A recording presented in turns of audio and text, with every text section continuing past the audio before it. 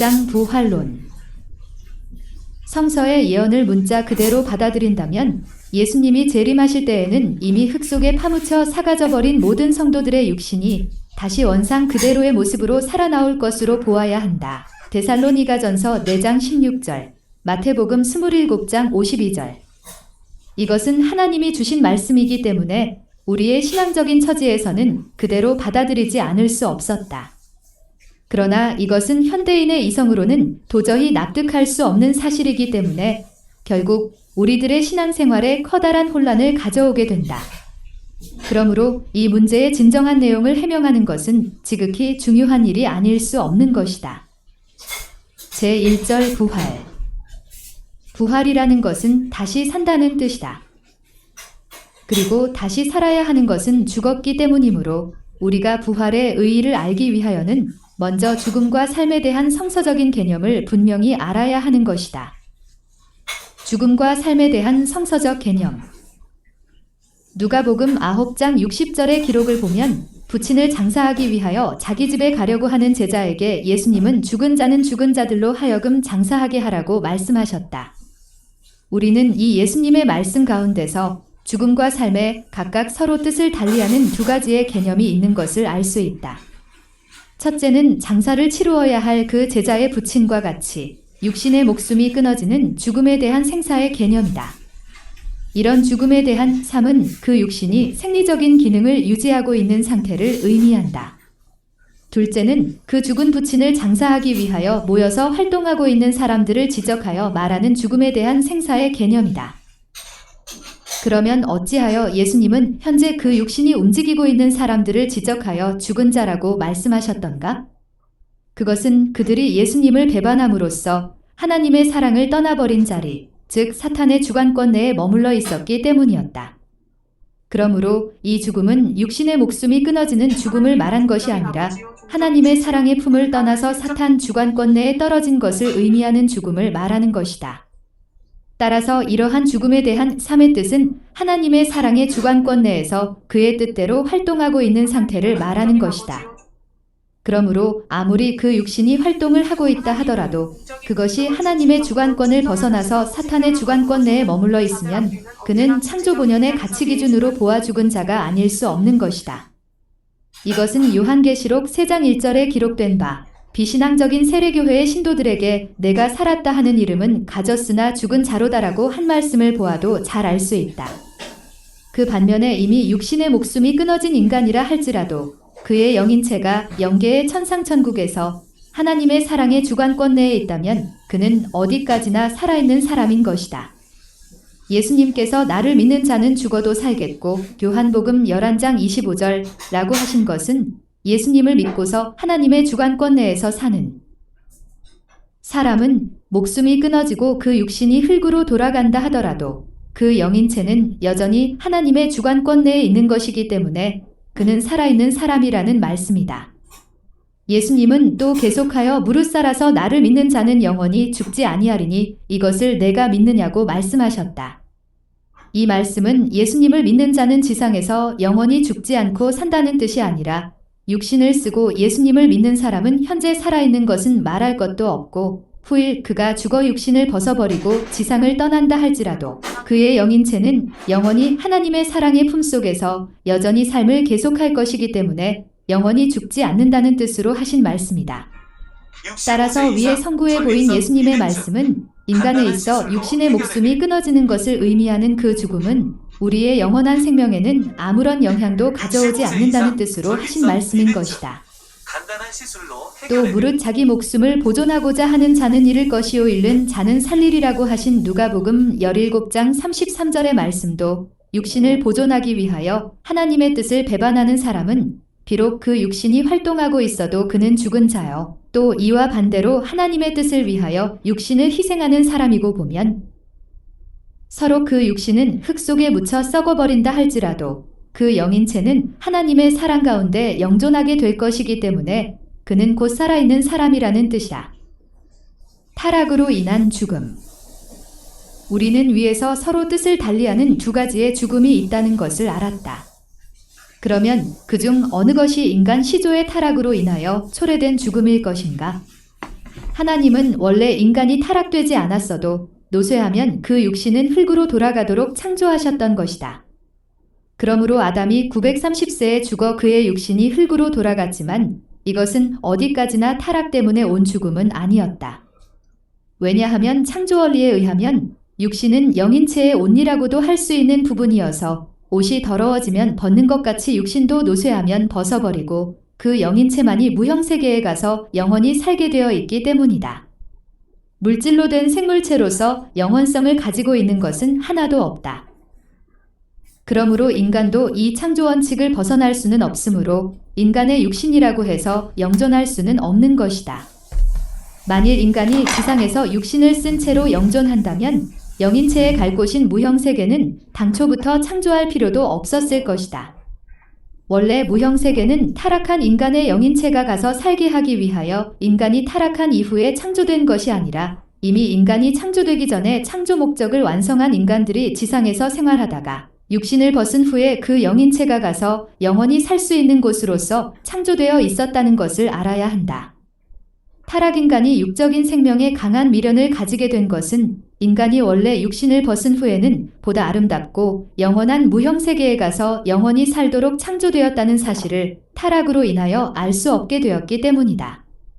지상에 있어서의 육신 생활과 무형세계에 있어서의 영인 생활은 애벌레와 나비의 생활에 비교할 수 있다. 만일 애벌레에게 의식이 있다고 하면 마치 인간이 육신 생활에 대하여 애착을 느끼고 있듯이 그도 역시 허물 속의 삶에 애착을 느끼어 벗고 나오려 하지 않을 것이다. 그렇다면 이것은 애벌레가 일단 나비가 된 후에는 향과 감미를 마음대로 즐길 수 있는 또 하나의 새로운 세계가 있다는 것을 알지 못하기 때문일 것이다.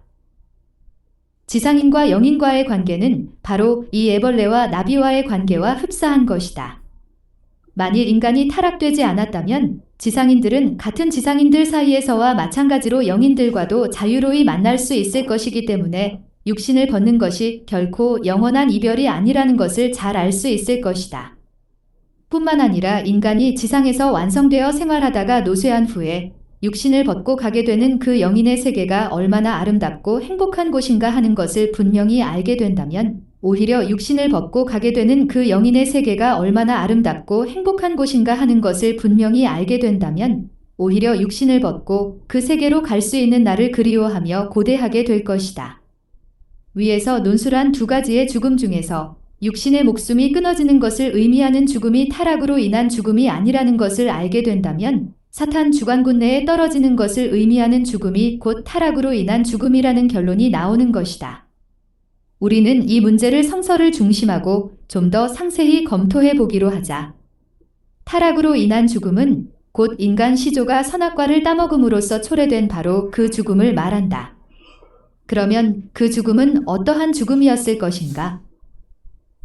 창세기 2장 17절을 보면 하나님이 아담과 해와를 창조하신 후에 그들에게 선악과를 따먹는 날에는 정령 죽으리라고 말씀하셨다. 그러므로 하나님이 말씀하신 그대로 그들은 따먹은 그날을 기해서 정령 죽었다고 보지 않을 수 없는 것이다. 그러나 그 죽은 아담과 해와는 오늘날의 우리들과 마찬가지로 여전히 지상에서 육신 생활을 계속하면서 자손을 번식하여 마침내 오늘의 타락한 인류 사회를 이루어 놓았다. 이러한 사실로 보아 타락으로 인하여 초래된 그 죽음은 육신의 목숨이 끊어지는 것을 의미하는 죽음을 말하는 것이 아니라 하나님의 선주관권으로부터 사탄의 악주관권으로 떨어지는 것을 의미하는 죽음을 말하는 것임을 바로 알 수 있다. 그러면 우리는 성서에서 이에 관한 예를 들어보기로 하자. 요한 1서 3장 14절에 사랑치 아니하는 자는 사망에 거하느니라고 하셨다. 여기에서 말하는 사랑은 물론 하나님의 사망을 의미한다. 하나님의 사랑 가운데서 이웃을 사랑할 줄 모르는 사람은 아무리 지상에서 생활을 하고 있다 하더라도 그는 어디까지나 죽은 사람이라는 뜻이다. 이와 동일한 뜻으로서 로마서 6장 23절에는 죄의 삭은 사망이요 하나님의 은사는 영생이니라고 하였고 또 로마서 8장 6절에는 육신의 생각은 사망이요 영의 생각은 생명과 평안이니라고 기록되어 있는 것이다. 부활의 의. 우리는 이제까지 인간이 목숨이 끊어져서 그 육신이 흙으로 돌아가는 것을 타락으로 인한 죽음인 것으로만 알고 있었다. 따라서 이러한 죽음으로부터 다시 살아나는 것을 성서가 의미하는 부활이라고 해석하여 왔기 때문에 이미 타계한 성도들의 부활은 곧 흙으로 분해되었던 그 육신이 다시 원상대로 살아나는 것으로 이루어지리라고 믿고 있다. 그러나 창조 원리에 의하며 이러한 죽음은 인간 조상의 타락으로 말미암아 초래된 것이 아니라 원래 인간이란 노쇠하면 그 육신은 자연히 흙으로 돌아가도록 창조된 것이기 때문에 한번 흙으로 분해되어 버린 육신은 다시 원상대로 부활할 수도 없으려니와 영계에 가서 영원히 살게 된 영인체가 다시 육신을 쓸 필요도 없는 것이다. 그러므로 부활은 인간이 그의 타락으로 초래된 죽음 즉 사탄 주관권 내에 떨어진 입장으로부터 복귀섭리에 의하여 하나님의 직접 주관권 내로 복귀되어 나아가는 그 과정적인 현상을 의미하는 것이다.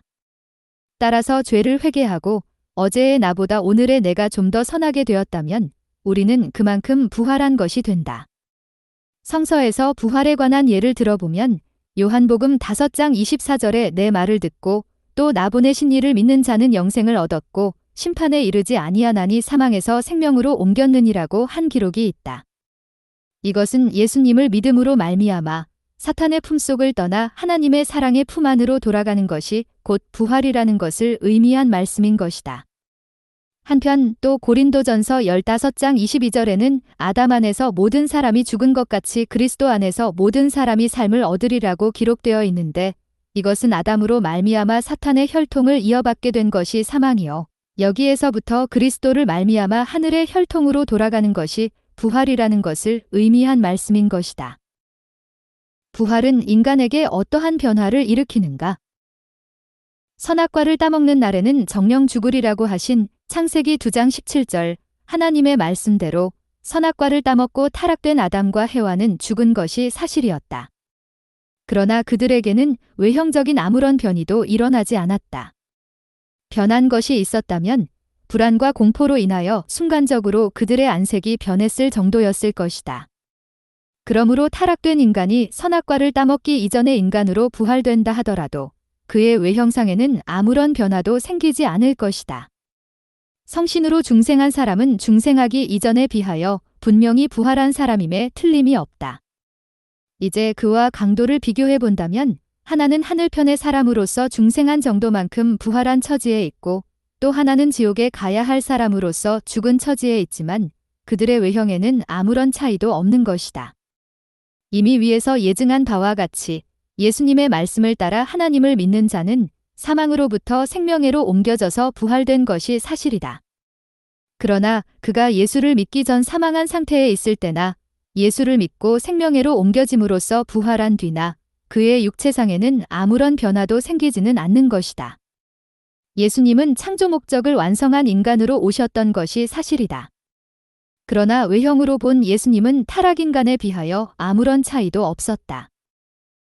만일 그에게 다른 것이 있었다면 당시의 측근자들이 그를 믿고 따르지 않았을 리가 없는 것이다. 인간은 부활로 인하여 사탄의 주관을 벗어나 하나님과 심정의 일체를 이룸으로써 신성을 가지게 된다. 이렇듯 타락인간이 부활로 인하여 하나님의 주관을 받게 되면 필연적으로 그 심령의 변화를 일으키게 되는 것이다. 그리고 이와 같은 심령의 변화에 의하여 인간의 육신도 사탄이 우거하는 전으로부터 하나님이 계실 수 있는 성전으로 사실상 성화되어 가는 것이다. 이러한 의미에서 육신도 부활된다고 볼 수 있는 것이다. 이것은 마치 악한 일을 위하여 사용되어 왔던 건물이 하나님의 성전으로 사용되게 되면 그것은 이미 성스러운 건물로 변화된 것과 마찬가지의 이치인 것이다. 제2절 부활섭리. 부활섭리는 어떻게 하시는가? 부활은 타락인간이 창조 본연의 인간으로 복귀하는 과정적인 현상을 의미하는 것이므로 부활섭리는 곧 복귀섭리를 의미한다. 복귀섭리는 곧 재창조섭리이므로 부활섭리는 또한 재창조섭리가 되기도 한다. 따라서 부활섭리도 창조원리에 의하여 다음과 같이 섭리하시게 되는 것이다. 첫째로 부활섭리 역사에 있어서 그 사명적인 책임을 맡았던 인물들이 비록 그 자신들의 책임 분담을 완수하지는 못하였다 하더라도 그들은 하늘 뜻을 위하여 충성을 다하였기 때문에 그만큼 타락인간이 하나님과 심정적인 인연을 맺을 수 있는 터전을 넓혀왔던 것이다. 따라서 후대의 인간들은 역사가 흐를수록 그 이전의 선지선열들이 쌓아올린 심정적인 기대로 말미암아 복귀섭리의 시대적인 혜택을 더 받게 되는 것이다. 따라서 부활섭리는 이러한 시대적인 혜택에 의하여 이루어지게 된다. 둘째로 창조원리에 의하면 하나님의 책임 분담으로 창조된 인간은 그 자신의 책임 분담으로서 하나님이 주신 말씀을 믿고 실천하게 될 때 비로소 완성하도록 되어 있는 것이다. 그러므로 부활 섭리를 하시는 데 있어서도 하나님의 책임 분담으로서의 섭리를 위한 말씀이 있어야 하고 거기에는 타락 인간이 그 자신의 책임 분담으로서 그 말씀을 믿고 실천해야만 그 뜻이 이루어지게 되어 있는 것이다. 셋째로 창조 원리에 비추어 볼 때 인간의 영인체는 육신을 터로 하여서만 성장하여 완성되도록 창조되었다. 따라서 복귀 섭리에 의한 영인체의 부활도 역시 지상의 육신 생활을 중심하고서만 이루어지게 되어 있다. 넷째로 인간은 창조 원리를 따라 성장 기간의 질서적인 3단계를 거쳐서 완성하도록 창조되었다. 그렇기 때문에 타락 인간에 대한 부활 섭리도 그 섭리 기간의 질서적인 3단계를 거쳐서야 완성하게 되어 있는 것이다. 지상인에 대한 부활 섭리 1. 부활 기대 섭리. 하나님은 아담 가정에서부터 부활 섭리를 하기 시작하셨다. 그러나 그 뜻을 받들고 나선 인물들이 책임 분담을 완수하지 못함으로써 그 섭리는 연장되어 나오다가 2000년 후에 믿음의 조상 아브라함을 찾아 세움으로써 비로소 그것이 이루어지기 시작하였던 것이다. 따라서 아담으로부터 아브라함에 이르기까지의 2000년 기간은 결과적으로 다음 시대에 들어 부활 섭리를 하실 수 있는 그 기대를 조성한 시대가 되었다. 그러므로 이 시대를 부활 기대 섭리 시대라고 한다. 2. 소생 부활 섭리. 부활 섭리가 이루어지기 시작한 아브라함 때로부터 예수님에 이르기까지의 2000년 기간은 소생 부활 섭리를 해 나오셨다. 따라서 이 시대를 소생 부활 섭리 시대라고 한다. 이 시대에 있어서는 모든 지상인들은 하나님의 소생 부활 섭리에 의한 시대적인 혜택을 받을 수 있었다. 그리고 소생 부활 섭리는 하나님이 이 시대의 섭리를 위하여 주셨던 구약 율법의 말씀을 인간이 믿고 행함으로써 그 책임 분담을 완수하여 의롭다함을 받도록 섭리하셨던 것이다. 그러므로 이 시대를 행위 시대라고도 한다. 이 시대에 있어서의 인간들은 율법을 행함으로 말미암아 그의 영인체가 육신을 터로 하여 소생부활을 함으로써 영형체를 이룰 수 있었다. 그리고 지상에서 영형체를 이룬 인간들이 육신을 벗으면 그 영인체는 영형체급의 영계에 가서 살게 되는 것이다. 3. 장성부활 섭리.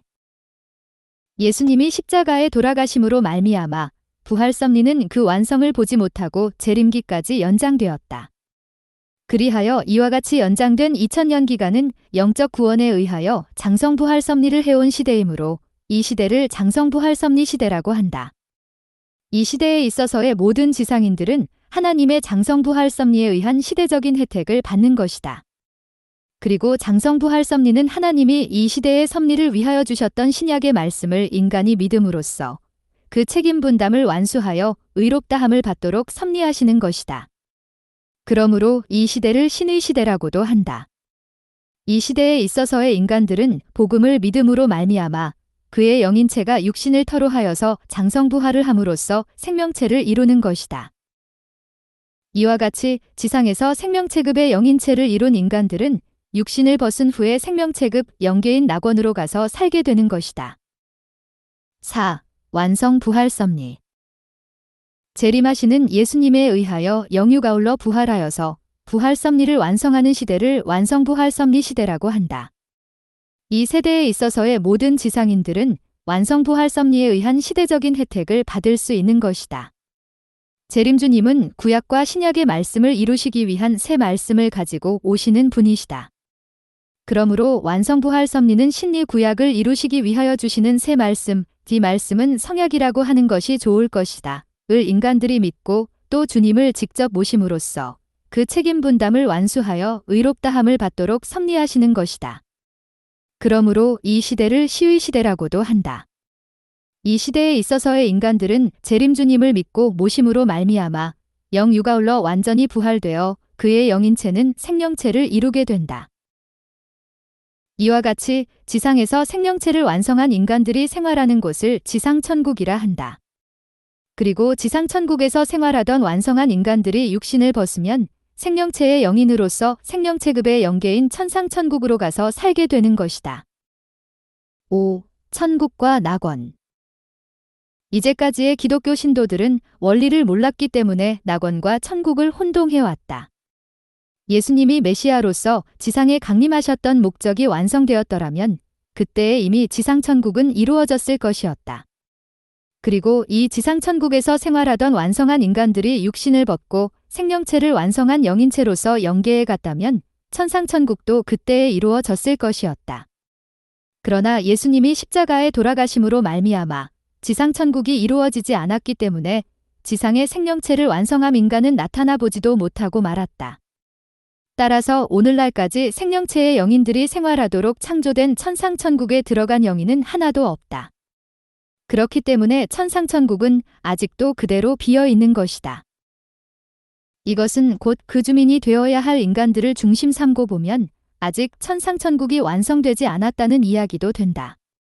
그러면 어찌하여 예수님은 자기를 믿으면 천국에 들어간다고 하셨던가? 그것은 예수님이 지상에 오셨던 본래의 목적이 어디까지나 천국을 이루시려는 데 있었기 때문이었다. 그러나 예수님은 유대인들의 불신으로 말미암아 지상천국을 이루지 못하시고 십자가에 돌아가셨다. 당시의 모든 사람들이 그렇듯 끝내 믿어주지 않았던 그 가운데서 자신을 믿어준 오직 한 사람이었으며 십자가의 동반자였던 강도에게 예수님은 함께 낙원에 들어갈 것을 허락하셨던 것이다. 누가복음 23장 43절. 결국 예수님은 메시아로서의 사명을 완수할 수 있는 소망적인 과정에서는 천국에 들어갈 것을 강조하셨지만 이 뜻을 못 이루고 떠나서는 십자가의 죽음길에 임해서는 실상 낙원에 들어갈 수밖에 없이 된 사실을 표명하셨던 것이다. 낙원은 이렇듯 지상에서 예수를 믿음으로써 생명체급의 영인체를 이루어가지고 육신을 벗고 간 영인들이 천국 문이 열릴 때까지 머물러 있는 영계를 말하는 것이다. 6. 말세에 일어나는 영적인 현상. 장성기 완성급에서 타락되었던 인간이 복귀섭리에 의하여 소생구약 시대를 지나 장성신약 시대의 완성급까지 복귀되어 인간 시조가 타락되기 전의 입장으로 돌아가는 시대를 말세라고 한다. 이 시대는 아담과 해와가 타락되기 직전 하나님과 일문일답하던 그때를 세계적으로 복귀하는 시대이므로 지상에는 영통하는 사람들이 많이 나타나게 되는 것이다. 말세에 하나님의 영을 많이 부어주심하고 약속하셨던 것, 사도행전 2장 17절은 바로 이러한 원리적인 근거에 의하여서만 그 이유가 해명되는 것이다. 말세에는 너는 주라는 계시를 받는 사람들이 많이 나오게 된다. 그리고 흔히 이러한 사람들은 자기가 재림주인 줄로 알고 바른 길을 찾아가지 못하게 되는 경우가 많은데 그 이유는 어디에 있는가? 원래 하나님은 인간을 창조하시고 그에게 피조세계를 주관하는 주가 되라고 축복하셨다. 창세기 1장 28절. 그러나 인간은 타락으로 말미암아 이러한 하나님의 축복을 이루지 못하고 말았던 것이다. 그런데 타락인간이 복귀섭리에 의하여 장성기의 완성급까지 영적으로 복귀되어서 아담과 해와가 타락하기 직전의 입장과 맞먹는 심령 기준에 달하게 되면 하나님이 그들에게 피조세계의 주가 되라고 축복하셨던 그 입장을 복구했다는 뜻에서 너는 주라는 계시를 주시는 것이다. 말세에 들어서 이와 같이 주라는 계시를 받을 수 있을 정도로 신앙이 독실한 성도들은 예수님 당시에 그의 앞길을 곧게 하기 위한 사명을 가지고 왔던 세례 요한과 마찬가지의 자리에 서게 된다. 요한복음 1장 23절. 따라서 그들에게도 각자가 맡은 바 그 사명 분야에 있어서 재림하실 예수님의 앞길을 곧게 해야 하는 사명이 주어져 있는 것이다. 이러한 의미에서 그들은 각자의 사명 분야에 있어 재림주님을 위한 시대적인 대신 사명자로 택함받은 사람들이기 때문에 그들에게도 주라는 계시를 내려주시는 것이다. 영통인들이 너는 주라는 계시를 받았을 때 이와 같은 원리적인 사정을 알지 못하여 자기가 재림주인 것으로 잘못 알고 행동하다가는 그는 반드시 적그리스도의 처지에 서게 된다. 말세에 적그리스도가 많이 나타나리라고 예언하신 이유는 실상 여기에 있는 것이다. 영통인들은 모두 제각기 통하고 있는 영계의 계위와 계시의 내용이 서로 다르기 때문에 고린도전서 15장 41절, 피차가 상충적인 혼란 속에 빠지게 되는 것이 보통이다. 영통인들은 사실상 모두 동일한 영계를 찾아 나아가고 있는 것이지만 그것을 대하고 있는 각자의 환경, 위치, 특성, 심령 정도 등이 서로 다르기 때문에 각자에게 나타나는 영계도 각각 다른 모양으로 인식되어 상충을 일으키게 되는 것이다. 복귀 섭리의 뜻을 받들고 나아가는 사람들은 각각 섭리의 부분적인 사명을 담당하고 하나님과 종적인 관계만을 맺고 있기 때문에 다른 영통인들과의 횡적인 관계를 알지 못하게 된다. 따라서 각자가 받고 나아가는 하늘의 뜻이 각각 다른 것 같이 여겨져서 상충 역사가 일어나게 되는 것이다. 더욱이 하나님은 각자로 하여금 복귀 섭리의 목적을 달성케 함에 있어서 그들이 제만큼 최선을 다할 수 있도록 격려하시기 위함에 있어서 내가 제일이라는 계시를 주시기 때문에 횡적인 상충을 면치 못하게 된다. 그리고 그가 맡은 부분적인 사명 분야에 있어서는 사실상 그가 제일이기 때문에 이러한 계시를 내리시기도 하는 것이다. 한편 독실한 신앙자들이 아담과 해와의 타락 직전의 심령 기준까지 성장하여 영통하게 되면 아담과 해와가 넘지 못하고 타락한 것과 같은 시험으로 인하여 타락되기 쉬운 처지에 놓이게 된다. 따라서 원리를 모르는 한 이러한 입장을 극복하기란 대단히 어려운 것이 사실이다. 오늘에 이르기까지 많은 도인들이 이 시험의 고비를 넘지 못하고 오랜 동안 수도한 공적인 일조일석에 허사로 돌려보내곤 한 것은 참으로 애석한 일이라 아니할 수 없는 것이다. 그러면 영통인들의 이러한 혼란을 어떻게 하면 막을 수 있을 것인가? 하나님은 복귀 섭리의 목적을 빨리 이루시기 위하여 그 섭리의 과정에 있어서 부분적인 사명을 수많은 사람들에게 분담시켜 그 자체들을 종적으로만 대하여 나오시기 때문에 위에서 말한 바와 같이 모든 영통인들은 상호간의 횡적인 상충을 면하기 어렵게 되어 있는 것이다. 그러나 결국 역사의 종말기에 이르면 그들 각자의 사명이 모두 복귀 섭리의 동일한 목적을 위하여 하나님께로부터 분담되어진 것이었음을 다 함께 깨닫고 서로 횡적인 관계를 맺음으로써 하나로 결합하여 복귀 섭리의 전체적인 목적을 이루게 하시는 새로운 진리의 말씀을 주시게 되는 것이다. 그때의 모든 영통인들은 자기 것만이 하나님의 뜻이라고 해온 고집을 버리고 보다 고차적이며 전체적인 진리의 말씀 앞에 나와 자기 자신의 섭리적인 사명과 위치를 바로 깨달아야만 횡적인 상충에서 일어났던 지난날의 모든 혼란을 극복할 수 있는 동시에 각자가 걸어온 신앙노정에 대한 유종의 미를 거두게 될 것이다. 7. 첫째 부활. 첫째 부활이라 함은 하나님의 복귀 섭리 역사가 시작된 이후 재림 역사에 의해서 맨 처음으로 인간이 원죄를 벗고 창조 본연의 자아를 복고하여 창조 목적을 이루게 하는 부활을 말하는 것이다. 따라서 모든 기독교 신도들의 유일한 소망은 첫째 부활에 참여하는 데 있는 것이다. 그러면 어떠한 사람들이 여기에 참여할 수 있을 것인가? 재림 주님이 강림하시게 될 때 맨 먼저 그를 믿고 모시고 따라 복귀 섭리 노정의 전체적이며 또한 세계적인 탕감 조건을 세우시는 그의 일을 협조함으로써 모든 인간에 앞서 먼저 원죄를 벗고 생명체급 영인체를 이루어 창조 목적을 완성한 사람들이 여기에 참여하게 되는 것이다. 다음에 우리는 성경에 표시된 14만 4천 무리라는 것은 무엇을 뜻하는 것인가 하는 사실을 알아보기로 하자. 예수님이 재림하셔서 복귀 섭리를 완수하시기 위하여는 복귀 섭리 노정에 있어서 하늘 뜻을 받들고 나오다가 자기의 책임 분담을 완수하지 못함으로써 사탄의 침범을 당하였던 모든 성현들의 입장을 탕감 복귀할 수 있는 대신자들을 재림주님이 그 일대에서 횡적으로 찾아 세워 사탄 세계에 대한 승리의 기대를 닦아 놓지 않으면 아니 되는 것이다. 이와 같은 목적으로 재림주님이 오셔서 찾아 세워야 할 성도들의 그 전체 수가 바로 요한계시록 14장 1절 내지 4절과 요한계시록 7장 4절에 기록되어 있는 14만 4천 무리인 것이다. 하나님의 복귀 섭리 노정에 있어서 가정 복귀의 사명자였던 야곱은 12자식을 중심하고 출발하였고 민족 복귀를 위하여 출발하였던 모세는 12지파를 거느렸는데 이 각 지파가 다시 12지파형으로 번식하면 144수가 된다.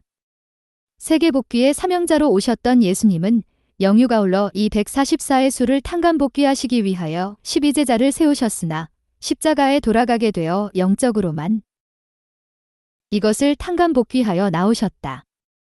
그러므로 사탄에게 내주었던 노아로부터 야곱까지의 종적인 12대를 횡적으로 탕감복귀하기 위하여 야곱이 12자식을 세웠던 것과 같이 재림주님은 초림 이후 영적으로만 144지파형을 세워나왔던 종적인 섭리노정을 영유가올러 횡적으로 일시에 탕감복귀하시기 위하여 144의 수에 해당하는 일정한 필요수의 성도들을 찾아 세우셔야 하는 것이다.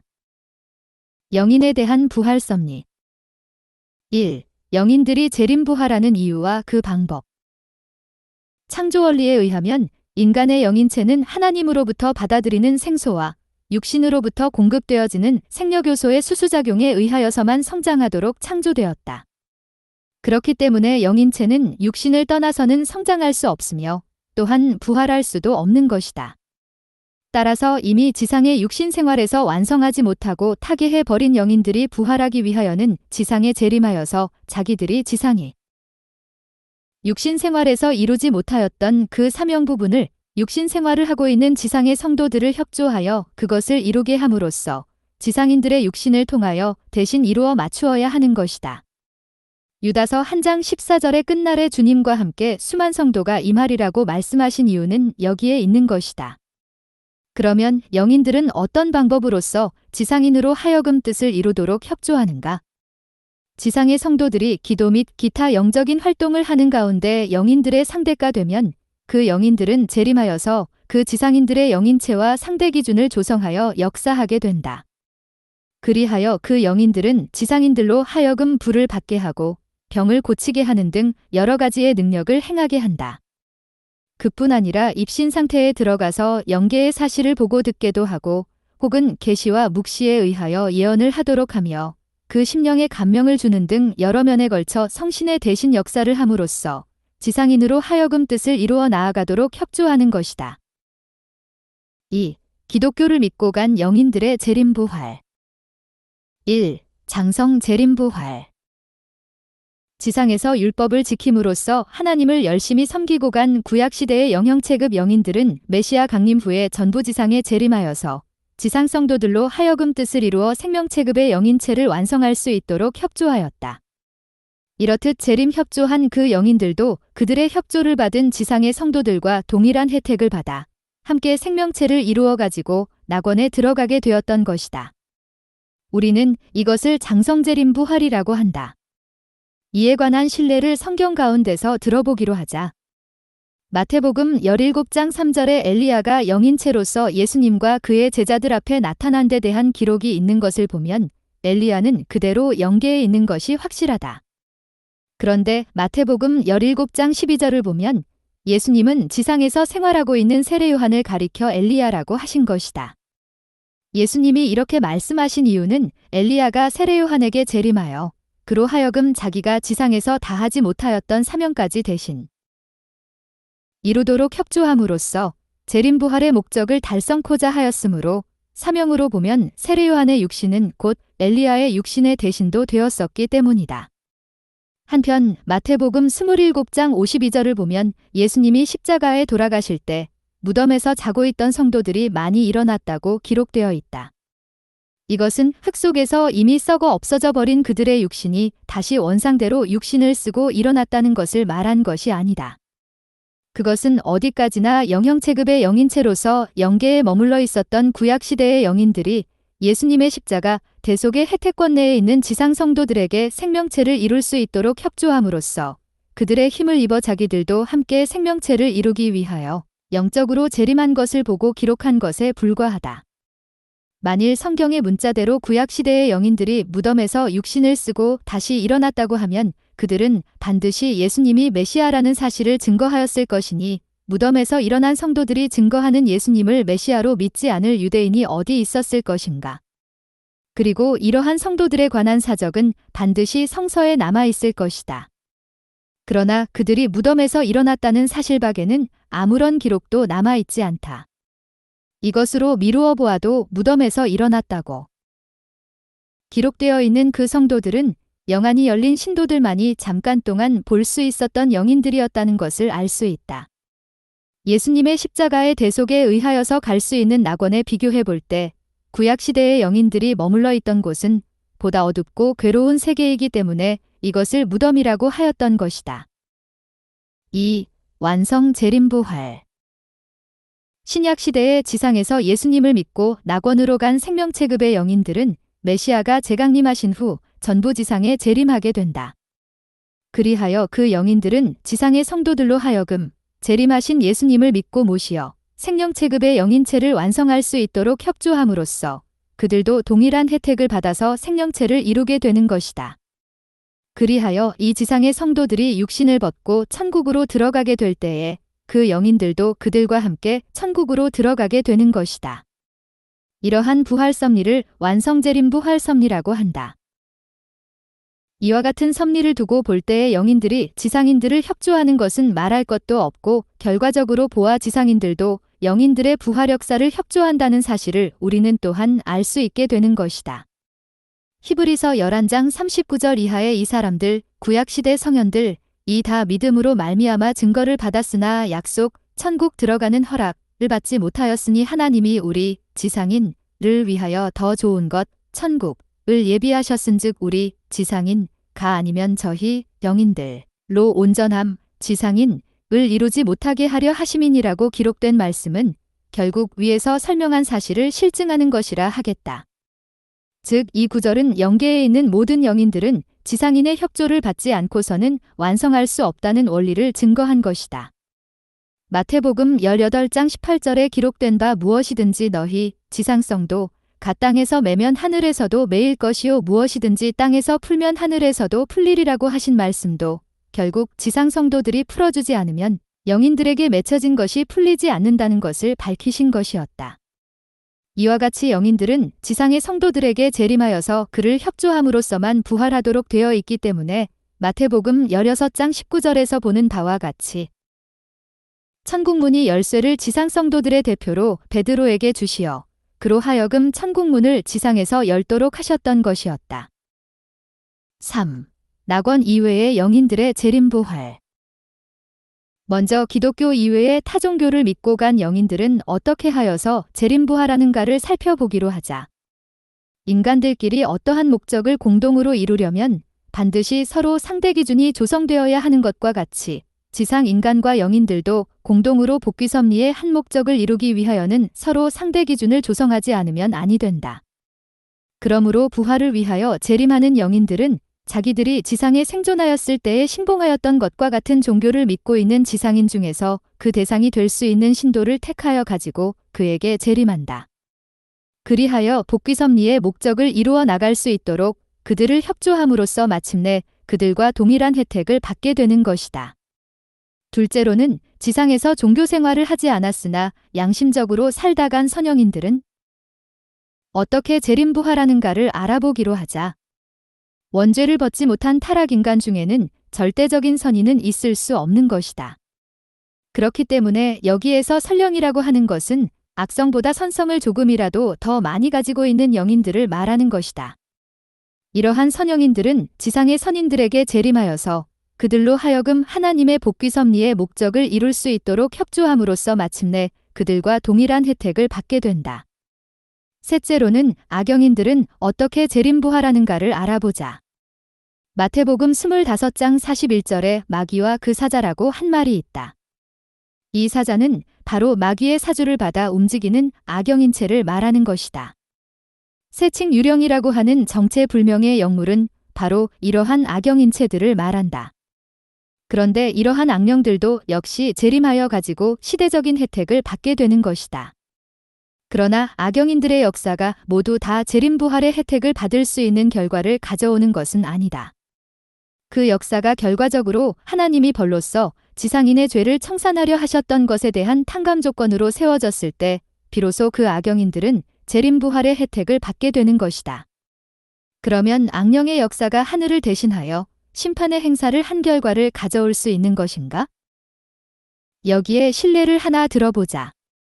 이제 복귀 섭리의 시대적인 혜택으로 말미암아 가정적인 혜택권으로부터 종족적인 혜택권으로 옮겨질 수 있는 한 지상인이 있다고 하자. 그러나 이 사람에게 자기 자신이나 혹은 그 선조가 지은 어떠한 죄가 남아있으면 그에 해당하는 어떠한 탕감 조건을 세워 그 죄를 청산하지 않고서는 종족적인 혜택권으로 넘어갈 수 없게 되어 있는 것이다. 이때의 하늘은 악영인들로 하여금 그 죄에 대한 벌로서 이 지상인에게 고통을 주게 하는 역사를 하게 하신다.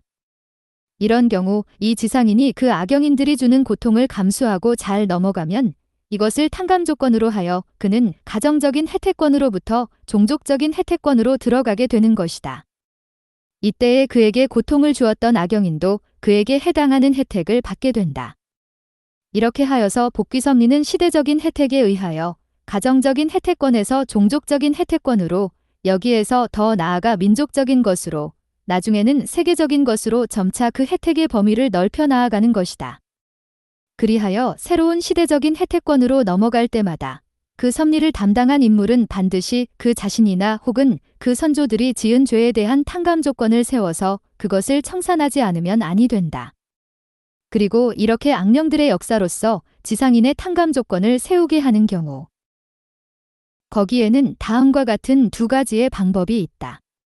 첫째로는 악영인으로 하여금 직접 그 지상인에게 접하여 역사하게 함으로써 그 지상인이 스스로 청산해야 할 죄에 대한 탕감 조건을 세워 나아가게 하는 방법이다.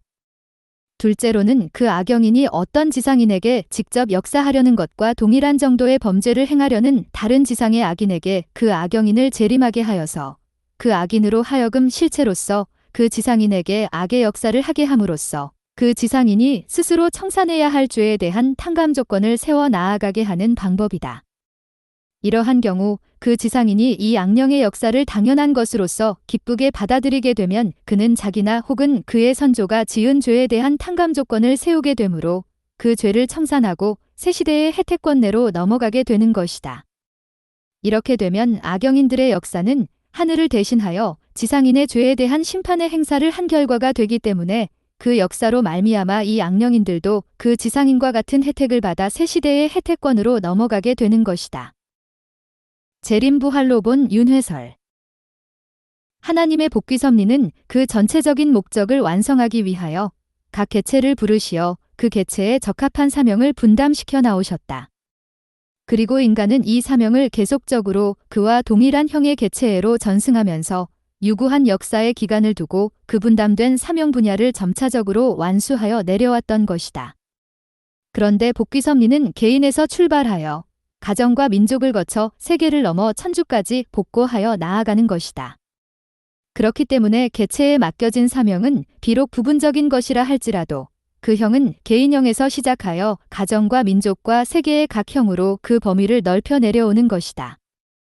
성서에서 그 예를 들면 아브라함은 개인형 또는 가정형이었고 모세는 민족형이었으며 예수님은 세계형이었다.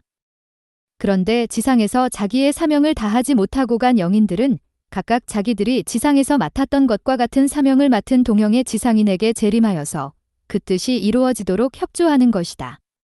이때에 그 협조를 받는 지상인은 자기 자신의 사명도 이루어 나아가는 동시에 자신을 협조하는 영인의 사명을 중심하고 보면 그 지상인의 육신은 그를 협조하는 영인의 육신이 되기도 하는 것이다.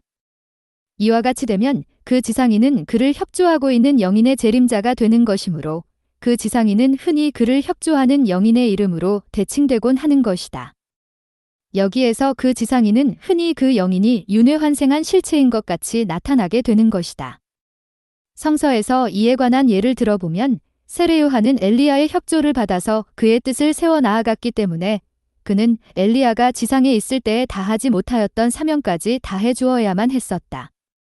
따라서 세례 요한의 육신은 엘리야의 육신을 대신하는 것이기도 하였으므로 예수님은 세례 요한을 엘리야라고 하셨던 것이다. 말세에 있어서 세계형의 분담 사명을 맡은 지상인들은 각각 과거에 그와 동형의 사명을 띠고 왔다간 모든 영인들의 책임 분담을 다 계승하여 완수해야 될 입장에 있다. 따라서 그 모든 영인들은 그 지상인들에게 재림하여 그를 협조함으로써 그들이 지상에 있을 때에 다하지 못하였던 사명을 완수하게 되는 것이다. 그렇기 때문에 그 영인들의 협조를 받는 지상인은 그를 협조하는 모든 영인들의 재림자여, 따라서 그 지상인은 그 모든 영인들이 환생한 것 같이 보여지는 것이다. 끝날에 자기가 재림 예수여, 미륵불이여, 석가여, 공자여, 혹은 감람나무 혹은 생명나무라고 자처하는 사람들이 많이 나오게 되는 이유는 여기에 있는 것이다. 불교에서 윤회환생을 주장하게 된 것은 이와 같은 재림부활의 원리를 모르고 다만 그 나타나는 결과만을 보고서 판단하였기 때문이다. 제3절 재림부활에 의한 종교의 통일. 재림부활에 의한 기독교의 통일. 이미 본장 위에서 상술한 바와 같이 낙원에 머물러 있는 생명체급 영인들은 재림하신 예수님을 믿고 모심으로써 생명체급 영인체를 완성할 수 있는 지상의 성도들에게 재림한다. 그리하여 그들로 하여금 복귀 섭리의 뜻을 이룰 수 있도록 협조함으로써 그들과 동일한 혜택을 받아 천국으로 가게 되는 것이다. 따라서 예수님의 재림기에는 낙원에 있는 모든 영인들이 함께 지상 성도들에게 재림하여 그들을 협조하는 역사를 하지 않을 수 없게 되는 것이다. 각 개체의 신앙 태도와 그가 가지고 있는 천품, 그리고 뜻을 위하여 세운 그 선조들의 공적 등에 의하여 그 시기는 각각 다르지만 위에서 설명한 바와 같은 처지에서 지상 성도들은 낙원에 있는 영인들의 협조에 의하여 재림주님 앞으로 나아가 뜻을 위하여 헌신하지 않을 수 없게 된다. 그렇기 때문에 기독교는 자연히 통일되지 않을 수 없는 것이다. 재림부활에 의한 다른 모든 종교의 통일. 이미 말세론에서 논한 바와 같이 이제까지 동일한 목적을 지향하고 나왔던 모든 종교가 하나의 기독교 문화권으로 점차 흡수되어 가고 있다는 역사적인 사실을 우리는 부인할 수 없다. 그러므로 기독교는 기독교만을 위한 종교가 아니라 과거 역사상에 나타났던 모든 종교의 목적까지 아울러 성취해야 되는 최종적인 사명을 가지고 나타난 종교인 것이다. 그러므로 기독교의 중심으로 오실 재림주님은 결국 불교에서 재림할 것으로 고대하고 있는 미륵불도 되는 것이며 유교에서 현현할 것으로 고대하고 있는 진인 한편 또 많은 한국인들이 고대하고 있는 정도령도 되는 것이다. 그리고 그는 그 밖의 모든 종교에서 각각 그들 앞에 나타나리라고 믿고 있는 그 중심 존재가 되기도 하는 것이다. 이와 같이 기독교에서 고대하고 있는 재림 예수님은 다른 모든 종교에서 재림하리라고 믿고 있는 그 중심인물이기도 하기 때문에 다른 종교를 믿다가 타계한 영인들도 그가 가지고 있는 영적인 위치에 따라 그에 적응될 시기는 각각 다르지만 재림부활의 혜택을 받기 위하여 낙원에 있는 영인들과 같이 재림하지 않으면 안 된다. 그리하여 각자가 지상에 있을 때 믿었던 종교의 지상신자들을 재림하신 예수님 앞으로 인도하여 그를 믿고 모시어 뜻을 이루도록 협조하지 않을 수 없는 것이다. 따라서 모든 종교는 결국 기독교를 중심하고 통일하게 되는 것이다. 재림부활에 의한 비종교인의 통일. 어떠한 종교도 믿지 않고 다만 양심적으로 생활하다가 타계한 영인들도 모두 재림부활의 혜택을 받기 위하여 각각 그들에게 허락되어 있는 시기에 지상에 재림한다. 그리하여 그들도 양심적인 지상인으로 하여금 재림주님을 찾아 모시어 그 뜻을 이룰 수 있도록 협조하게 되는 것이다. 마태복음 2장 2절 이하에 기록된 바 예수님의 탄생 때 점성술사, 동방박사들이 예수님을 찾아와서 경배하고 모시었던 일은 이러한 예에 속하는 것이라 하겠다. 하나님의 복귀 섭리의 궁극의 목적은 전 인류를 구원하시려는 데 있다. 그렇기 때문에 하나님은 각각 그 죄를 탕감하는 데 필요한 어느 기간만 다 경과하면 지옥까지도 완전히 철폐하시려는 것이다. 만약 하나님의 선의 목적이 이루어진 피조세계의 지옥이 영원히 그대로 남아있다면 결과적으로 하나님의 창조 이상이나 복귀 섭리는 말할 것도 없고 하나님까지도 불완전한 분이 되어지는 모순을 초래하게 될 것이다. 타락인간에 있어서도 그 어느 한 자녀라도 불행하게 되면 결코 행복해질 수 없는 것이 그 부모의 심정이어든 하물며 하늘 부모로 계신 하나님에 있어서랴. 베드로후서 3장 9절을 보면 오직 너희를 대하여 오래 참으사 아무도 멸망치 않고 다 회개하기에 이르기를 원하시느니라고 기록되어 있다. 따라서 하나님이 원하시는 뜻대로 이루어져야 할 이상세계에 지옥이 영원한 것으로 남아질 수는 없는 것이다. 그리고 마태복음 8장 29절을 보면 예수님 당시에 바로 사탄이 예수님을 하나님의 아들이라고 증거하였던 것과 같이 끝날에 있어서도 때가 이르면 악영인들까지도 각각 동급의 지상의 악인들에게 재림하여 그들이 뜻을 위하여 나아가도록 협조함으로써 결국 오랜 기간을 경과하면서 점차적으로 창조 목적을 완성하는 방향으로 통일될 것이다.